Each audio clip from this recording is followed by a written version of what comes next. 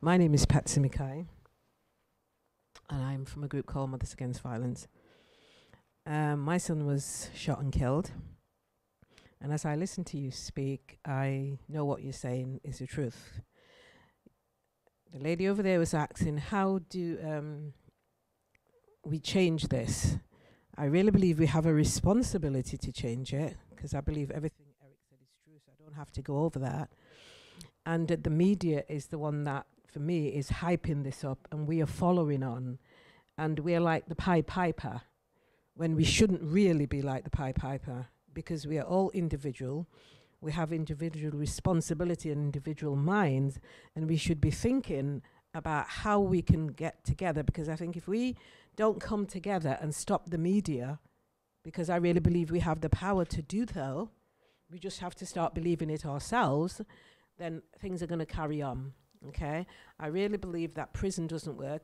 Only a couple of days ago we went into prison because a young man who's murdered, who actually murdered someone, who is supporting our charity, he is working with us and he's raising funds in prison for us. And we went in, had sat and watched a show, and it was really, really important about what we saw in that play, you know.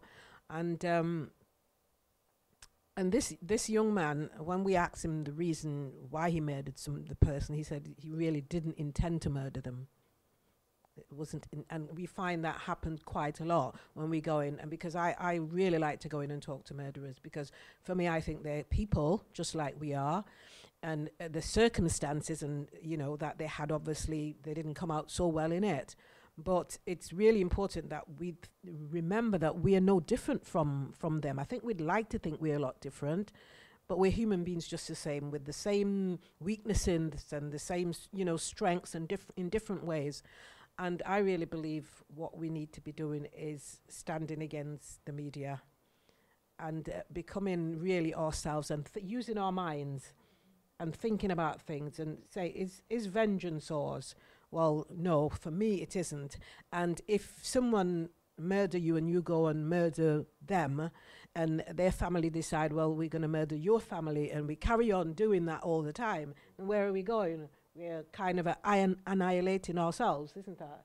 So I really believe that. Thank you very much for that. And I really believe everyone is in here, hearing my voice, you have a responsibility to make changes. Thank you. Well, I find that particularly inspiring, because recently I've been following the career of a lady whose husband was murdered or killed. Because again, I don't think, we say murder, but in my view, very few instances of murder where people actually intend to kill someone. It doesn't make the death any better, of course it doesn't, and especially for you. I can't imagine losing a child, I really can't, and I've got a big imagination, but I find what you just said and so inspiring. There was a lady a few years ago, her husband was killed in Warrington.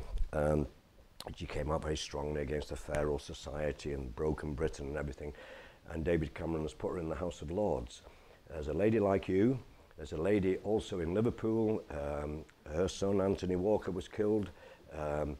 She'd said she couldn't find it in her heart to hate the people who'd done it.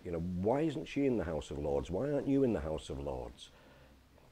But anyway, I do find what you say incredibly inspiring, because one of the worst problems when you're trying to propagate, if you like, decent treatment for people who've done very bad things, is to say, well, what if it was your son and what if it was your daughter? And of course you can't answer that, but you have answered it, extremely eloquently.